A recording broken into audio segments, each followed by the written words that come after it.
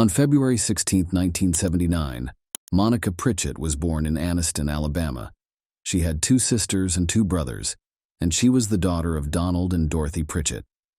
After being married, Monica lived in Heflin, Alabama, with her high school lover, Jeremy Rollins. Up to the birth of their second son, Aaron, their marriage was stable. The couple chose to live apart for reasons they never disclosed. This was true even though Monica was expecting their 3rd child. Midway through 2001, Monica and the boys moved into their house on Sugar Hill Road. Every other weekend, Rollins could still see his 2 sons under visitation rights. Monica cherished her kids very much. Aaron was 2 years old, and Dalton was 6. In just a few weeks, her 3rd kid will arrive, and she was quite excited about it. Monica was going to name him. With 2 boys to raise and a full-time job to manage, Shane was a busy mother. Up until July 2002, she was employed at Kitty Castle Daycare. On Friday, September 13, 2002, she decided to take a higher-paying position at ITC Deltacom. Monica went to see her father, Donald, with her sons. After working at his Anniston house, Pritchett was finally able to offer his oldest grandson, Dalton, a gift. A Dalton filly by the name of Mojave was the present. At 8:30 p.m., the evening consisted of dinner games, horseback riding, and chat. Monica returned to their Heflin house with the boys. Later that weekend, they intended to come back and spend more time with Monica's father and his spouse. But after the weekend went by with no word from Monica, family members made the decision to visit her and make sure everything was all right when they showed up at her mobile home on Monday, September 16. They could not have been prepared for what they were about to discover. Inside their house, Monica and 6-year-old Dalton had been brutally murdered. Monica appeared to have gone into labor due to shock during the incident. The infant was discovered not breathing and only partially delivered. Aaron, age 2, was discovered hiding in a closet, alive and unhurt. On the same day that the discovery was made, a relative dialed 911. At approximately 6 p.m., Monica's ex-husband left Southwire after his 12-hour shift and headed home. When the police showed up at his house a few hours later, they informed him of what had occurred. Officials said they requested him to come to the police station. After being cleared out as a possible suspect right away, Jeremy Rollins cooperated with the inquiry. Jeremy expressed his feelings after being ruled out and learning what had occurred to Monica and Dalton. It was astounding. According to early press accounts, stab wounds sustained at some point throughout the weekend claimed the lives of Monica and Dalton. When you live in a tiny town with less than 300-500 residents, you pretty much know everyone. Heflin is among those communities where a horrific triple homicide shakes the community's core, particularly when the victims included a young mother carrying her unborn child, her 6-year-old son, and the perpetrator. The community was so afraid of this incident that people strengthened their home security and stayed indoors with their children. According to family members, Monica is a kind, patient mother who is terrific with children and always smiles. Debbie Clark, the director and owner of Kitty Castle, described her as a kind person who was constantly grinning. A young boy was really valuable. On September 19, 2002, funeral services were held in the chapel of Dryden Funeral Home for both Monica and Dalton. They were scheduled to be buried in Cedar Creek Cemetery, but first investigators felt they had to. Governor Siegelman announced on September 20, 2002, a $10,000 prize for information leading to the capture and conviction of the person responsible for this horrific crime. There were not many information released concerning the killing. The Heflin Police Department used the information as a tactic for their investigation, even years later. They thought that eventually the murderer would say something about the never-publicized killing, which would cause unrest. Of investigation verified that additional evidence, including DNA fingerprints, had not been gathered at the site and was forwarded to the Alabama Department of Forensic Science for examination. Processing was delayed at the time because the department was dealing with severe backlog problems brought on by financial restrictions. The Attorney General's Cold Case Unit was approached by Heflin Police Chief A.J. Benefield in June 2014, and new information led to the two authorities collaborating on the case. They resumed interviewing people, held meetings with the local prosecutors and the State Bureau of Investigation, and initiated fresh conversations. Officers at the time of the killings, Chief Benefield held the rank of officer. When a relative discovered Monica and her son's bodies, they called 911, and he and his partner responded. In 2014, Benefield said the following on the case. So really, there were 3 victims. The crime scene was the worst I had ever seen. Every day that passes, we are discussing this or working on it in some capacity. It is quite meaningful to us. Benefield made a vague suggestion in 2015 that they were considering someone they had known since 2002, but he did not provide any other details. The Alabama Attorney General's office joined the investigative authorities in March 2015, and they have since made repeated posts on social media requesting further details about the matter. Sadly, no helpful leads were received, and the case was abandoned for a while. Captain Scott Bonner and Chief McGlone reopened the case in 2021. They kept in regular contact with some of the family members and did their best to offer comfort, even though they were unable to share specifics because of the continuing investigation. They also sent numerous things to state and private forensic labs. According to Captain Scott Bonner, there is evidence and a suspect in this case, but at this point, the person poses no threat to anyone. My unidentified suspect is incarcerated in a different state for unrelated offenses. He said that investigators were able to apprehend Louis Landon Spivey on June 26, 2023, more than 20 years after the murder, and charged with killing Shane and Monica Dalton. They did this with the aid of state grant money from Seasons of Justice and an actual truckload of evidence. The announcement was made public by the Heflin Police Department on June 30, 2023.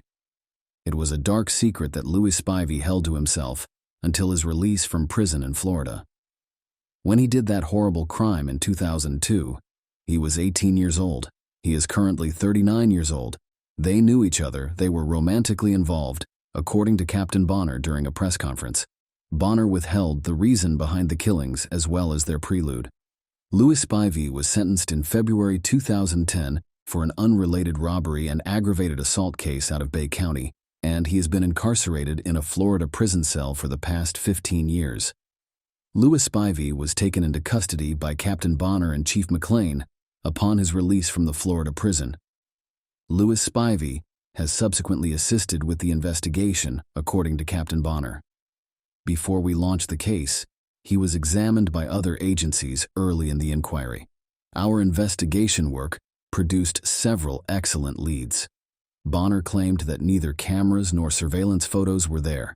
The things that you would have now were not available to us. Louis Spivey is said to have provided investigators with a comprehensive confession, accepted full responsibility for the killings, and described the incident. June 29, 2023 was the day of the bail hearing. After finding that the requirements for applying Anaya's statute had been satisfied, the court kept Louis Spivey in pretrial detention without the option of posting bond. Legislation honoring Anaya Blanchard, a college student whose life was cruelly lost in 2019, is known as Anaya's Law. Judges may refuse to grant bail or parole under the bill, which attempts to toughen penalties for some serious crimes in Alabama. The law aims to prioritize public safety and protect prospective victims by keeping people deemed dangerous off the streets during legal processes for those charged with certain violent offenses and guaranteeing that they remain in custody throughout their trial process.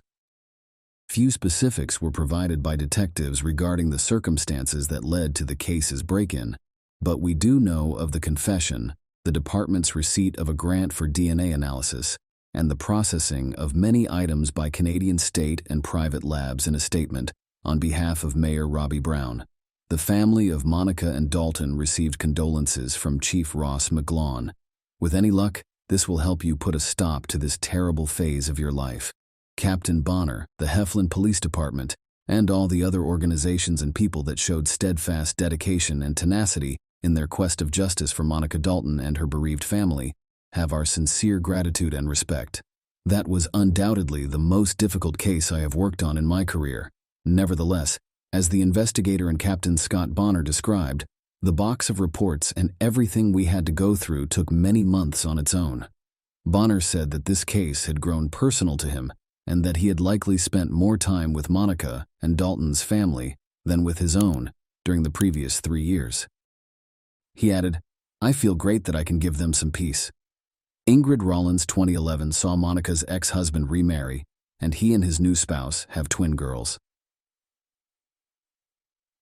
Aaron Clayton.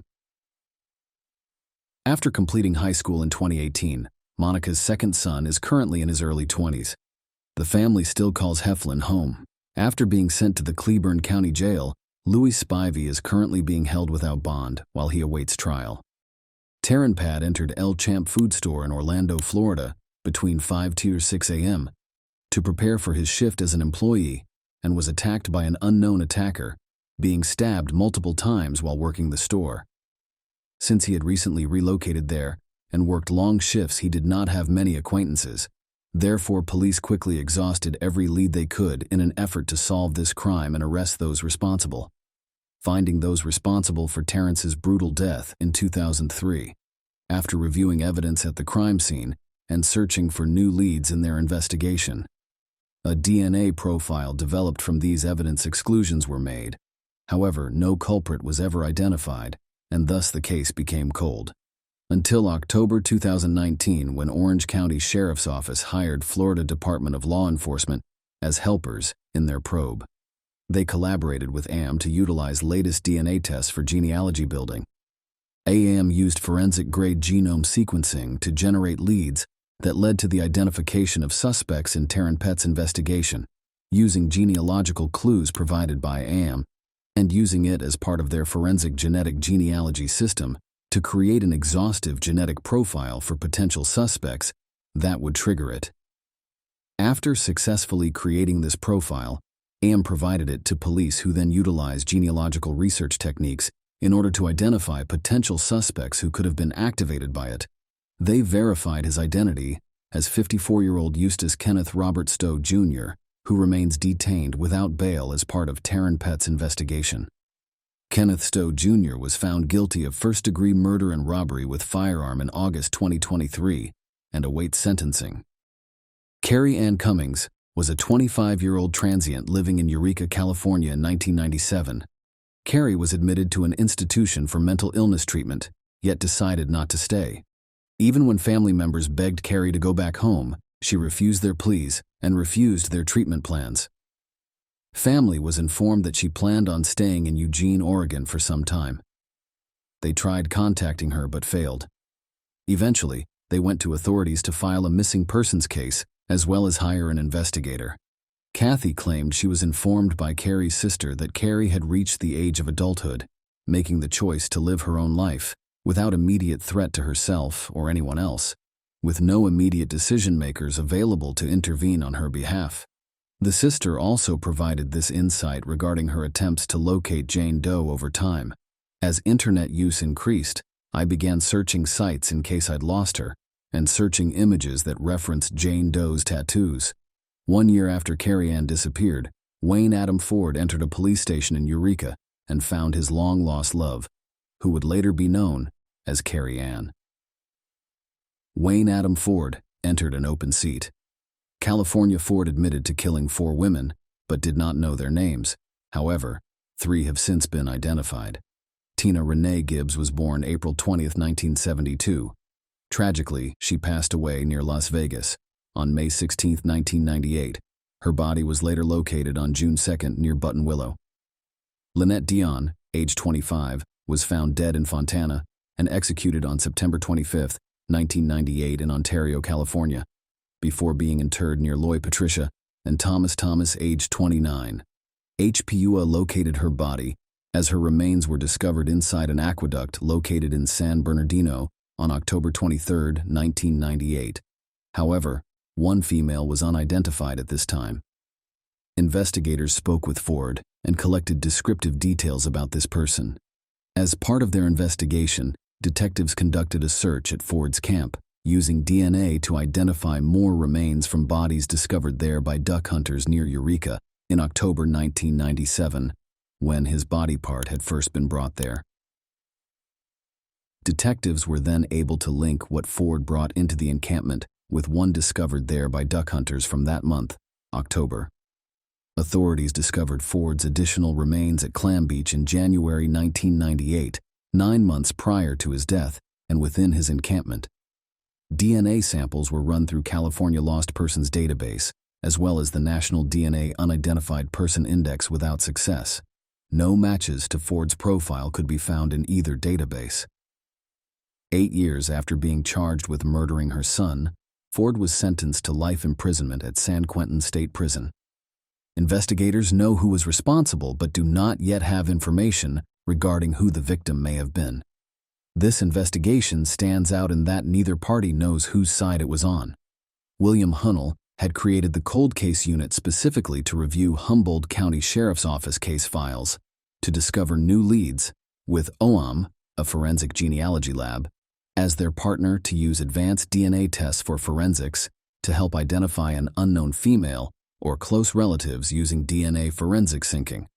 They then created identity profiles of anyone they suspected could possibly be close by, creating family trees until eventually finding the connection they needed to solve the case. Detectives contacted an intimate relative of a female who went missing in late 1990 and received confirmation from them that this extended family member had gone missing from her life. They contacted Carrie Ann Cummings' sister, Kathy, who was believed to have gone missing. Kathy provided investigators with her DNA sample, which they then compared against that from unidentified female remains taken 25 years prior. Kathy could recall Carrie having an attractive facial structure. She was hilarious, smart, and an artist. Creating laughter through comedy was her specialty. However, mental illness can wreak unimaginable damage within 2 years of diagnosis and treatment. Sheriff William Hansel applauded his team, noting in a statement that while no words can bring back lost loved ones, this recognition could bring closure for both their family members and members of the local community. I am immensely appreciative of our investigators who never gave up searching for answers to cases still outstanding. It has been reported that Humboldt County Coroner's Division is in the process of releasing the remains of a caregiver, so she may be interred alongside family members.